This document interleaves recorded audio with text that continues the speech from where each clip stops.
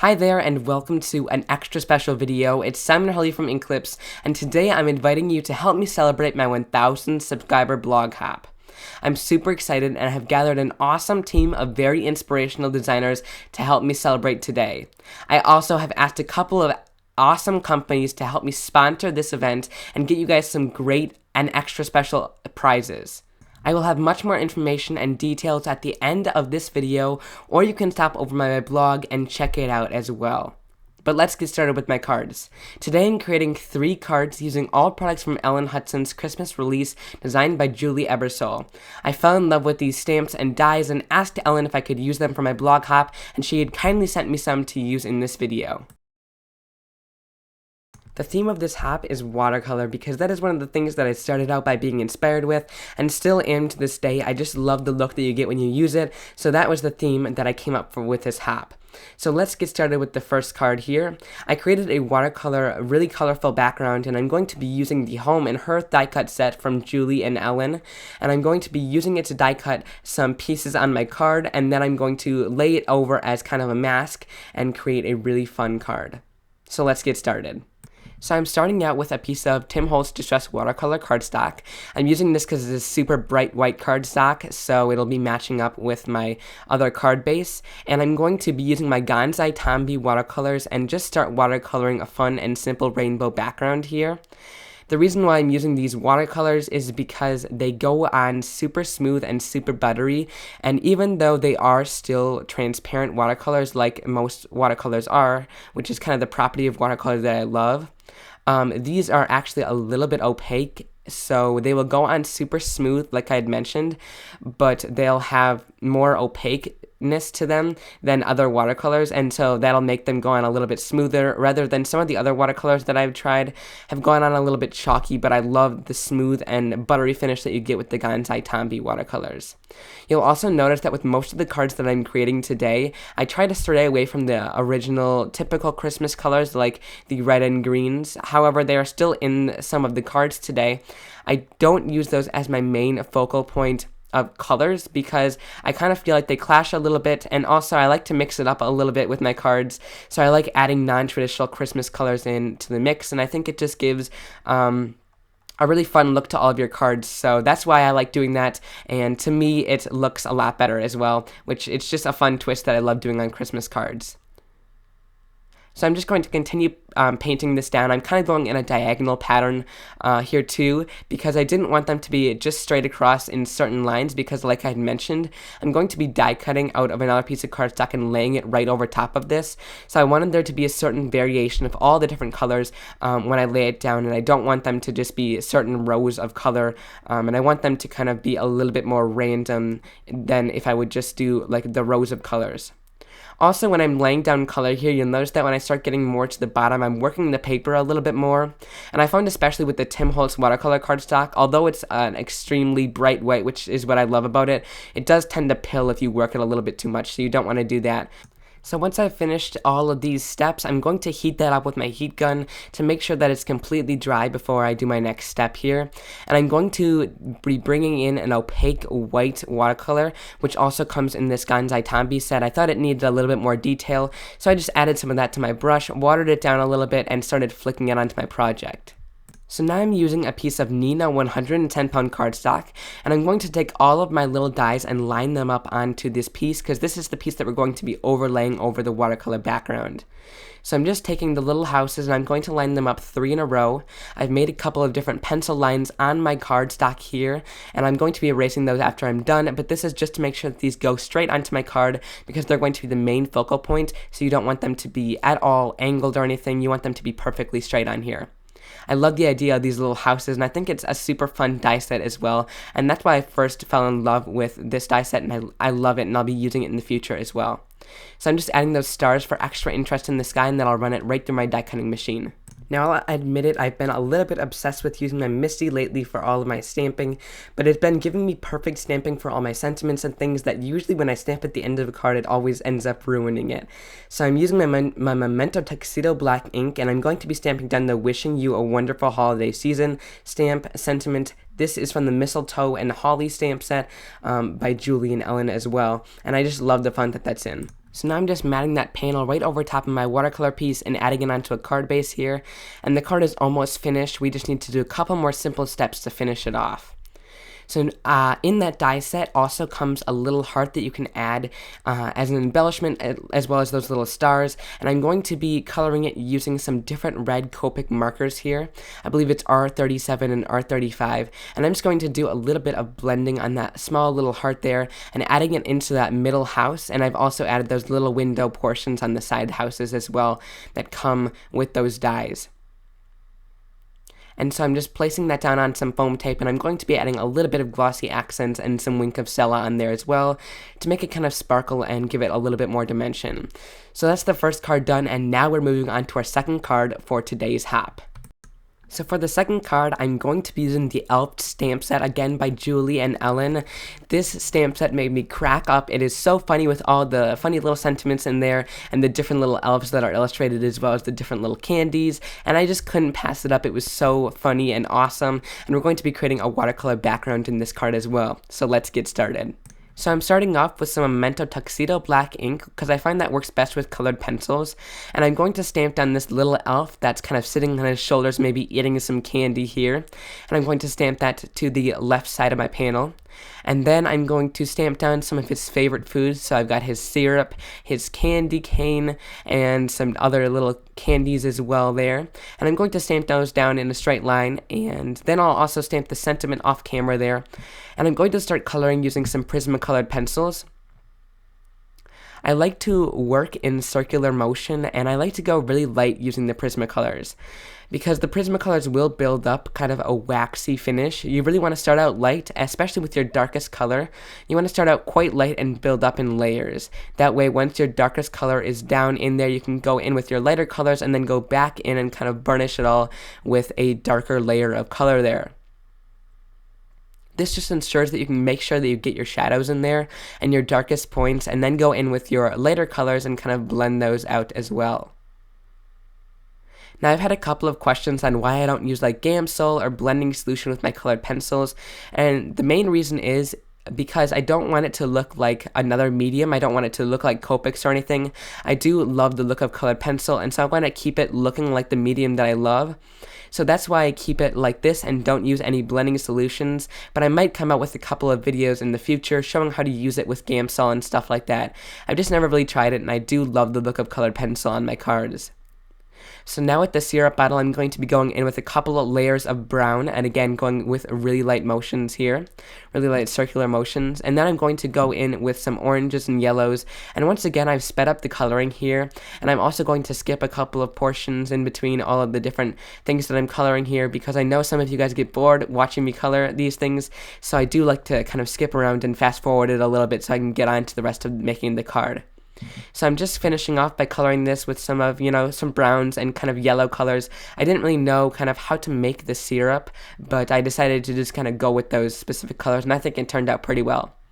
Now, to color in that little candy, I didn't want it to be red because there's a lot of red going on this already, so I decided to make it a green color, and I'm just going to go in there and shade it with many different shades of green colors, and then we are basically finished with my colored pencil coloring here, and we're going to move on to the rest of the card.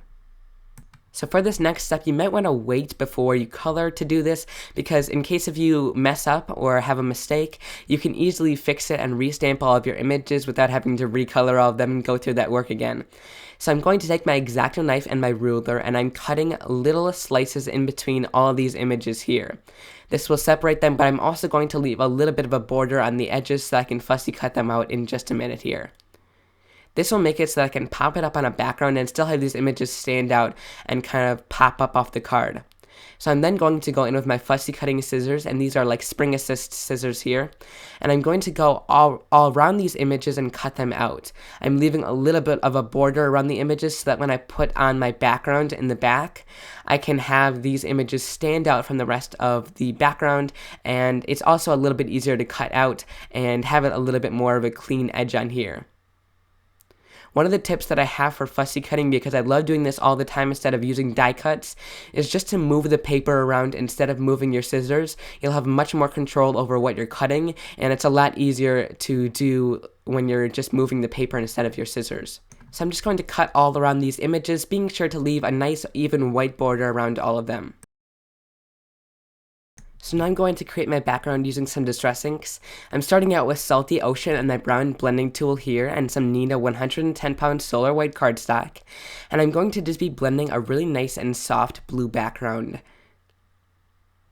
Using this round blending tool really helps, and you also want to start off of your cardstock and then kind of move on slowly here and keep building up the color in layers, kind of like you would with colored pencils. You really do want to start off the edge, and you want to make sure that you get no harsh edges. Now with the distress inks, they're very forgiving because they won't really dry on you that quickly because they're formulated that way, so you can kind of push the color around in case if you do get a harsh edge there. So I'm just going to keep blending out some color. This did take me quite a while because I did layer out the colors really nice and evenly so I can get a nice coverage here. And then I'm moving on to a little bit of a darker color called Mermaid Lagoon. This is one of the newer ones for this year, and I'm just going to blend that on the background as well to kind of make it a little bit darker so we can do a couple of techniques for watercoloring on the background here. So I'm just going to continue blending this background until I kind of get the even result that I really like. So now I'm using this distress sprayer. It's kind of like a special effects bottle, so you can get some really cool distress watercolor looks with it. And I'm going to be taking it and spraying some water into my hands and kind of flicking it out onto the surface to make some of the water kind of wick away some of that color and make little white splotches there. And I'm also going to use that bottle directly to the surface and kind of move the nozzle a little tiny bit, and it'll kind of release some little droplets on there to make a little watercolor effect. And then I can just flick some water on there as well. And when I pick that up with a paper towel, it'll wick away some of that color and make it kind of a white surface. I've added this whole thing onto a card base and popped that little elf panel up with some foam tape to give it some extra dimension. And I'm going to be adding a little bit of Wink of Stella to this project, and that'll just give it a little bit of extra shimmer and shine to the little elf here. And I'm going to add it to all of his outfit and a little bit of some of the candy here as well. I'm using a medium tone of blue ink here that'll kind of blend into my background, and I'm going to be stamping some of these snowflakes from that same elf stamp set, and I'm just stamping them into the background. I thought it was kind of missing a little bit of something, so I'm just going to ink all these little snowflakes up and stamp them down. The tone-on-tone stamping right now is quite popular, and after people will see the really kind of like the main focal image on your card, like the elf, they'll kind of look into the background and see small little details like this. So I've been adding them to my cards lately just because they are noticeable, and I love adding little details and things to the backgrounds and stuff like that and creating my own pattern paper. Also, when you're stamping down these snowflakes, it's a little more pleasing to the eye when you stamp them in groups. So you can stamp them in like groups of 2 or 3, and it'll make them look really nice in the background there. So I'm just stamping a couple of those down, kind of scattering them around on the card. And that completes the second card for this hop then today. For the third and final card, I'm going to be stamping down a large sentiment from the Holly Jolly stamp set by Julie and Ellen, and I'm going to be doing an emboss resist background with that using the Zig Clean Color Real Brush pens. So let's get started. So I'm going to be using my Misty again, but this time I'm using a piece of Canson 140-pound watercolor cardstock. This is the only kind that I found really works with the Zig Clean Color Real Brush pens. And I'm going to be mounting that sentiment right onto my Misty. And then I'm using my Brutus Monroe embossing ink to emboss this. This is a clear sticky ink, which is great for embossing. And I'm going to be inking out that sentiment and stamping it down. Now, usually watercolor paper has a couple of different grooves in it, so that's what I love the Misty for. Second, I'm going to be stamping this image twice onto here so that I can get a complete coverage and be ensured that my stamp will stamp super clearly onto my watercolor cardstock. So I'm just going to stamp it twice, giving it some super good and even pressure. Now, because I couldn't just leave it at stamping the sentiment there, I'm going to be stamping down those same little snowflakes that I was using earlier with that same embossing ink, and I'm just stamping these around the sentiment image here just to add a little bit more depth and detail to the card, and just to kind of fill some of that empty space on the side of the image. So I'm using some of those same snowflakes, just kind of varying where they are, and putting them in same little groups as well. Just stamping a couple on each side of the sentiment. Now we're moving on to the fun watercolor part of the card. So I'm grabbing some of the Zig Clean Color Real Brush pens. These have a real paintbrush at the end of them with ink on the inside so you can kind of watercolor with them. And so I'm going to be using these and kind of spreading some color over my image. And like I mentioned earlier, the Canson watercolor papers, they're really the way to go to make these actually work the way that they're supposed to and make them work really well. So I'm going into the image with some grays, and then I'm also going to put kind of an ombre effect or a variation of blues onto here. And I'm going from lightest to darkest colors. And you'll notice that when I put these inks down, I'm not really pushing too hard. I'm kind of just letting it glide over the surface. And you'll notice that there's a lot of different imperfections in there, and kind of, I'm going to smooth it all out using my water brush right here. So I'm just going to watercolor all of these down, and it'll make it go a lot smoother on here.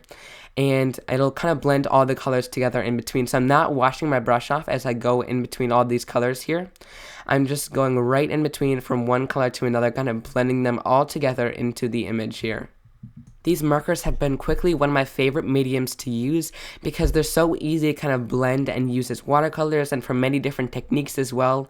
And they're a really convenient marker, and so it's really quick and easy to make a simple card in a short amount of time. There may still be a little bit of color on your embossing here, so I'm just going in with a little bit of rubbing alcohol on a cloth and kind of buffing off some of the color and re-wetting the surface. I've covered the edges of a piece of cardstock with some embossing ink, and I'm going to just dump on some silver embossing powder onto the little edges here because this is going to be a matting for one of my panels. I didn't have any silver cardstock, so this will work just fine, and it goes along with all the cool colors that I've used on today's card.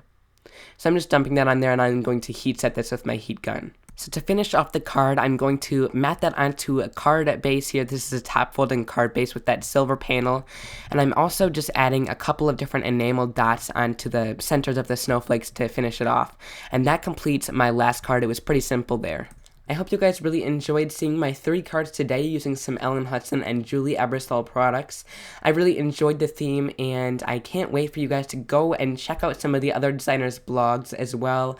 I know they've done some amazing work, and I'll have the next stop links down below in the description box so you can keep hopping along.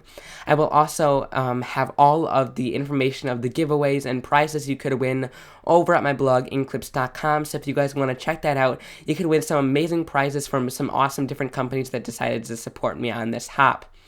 I'm super happy that you guys all stopped by and have been supporting me through my journey in crafting. It's been a really fun and interesting journey, and I love making YouTube videos for you guys, showing off my cards and showing off some fun techniques and designs, and I hope to keep doing this in the future. So if you guys enjoyed this video, please leave a big thumbs up, and I would encourage you guys to subscribe to my YouTube channel. I would really appreciate it, and it always, I'm super thankful for that. And also, I will have all the products listed down below in the description, or you can hop over my blog for many more still photos and much more information about these 3 cards and many others. I hope you guys will stop along the hop, keep hopping, enjoy, and have some fun today. I hope you guys will have a great night. See you guys soon. Bye.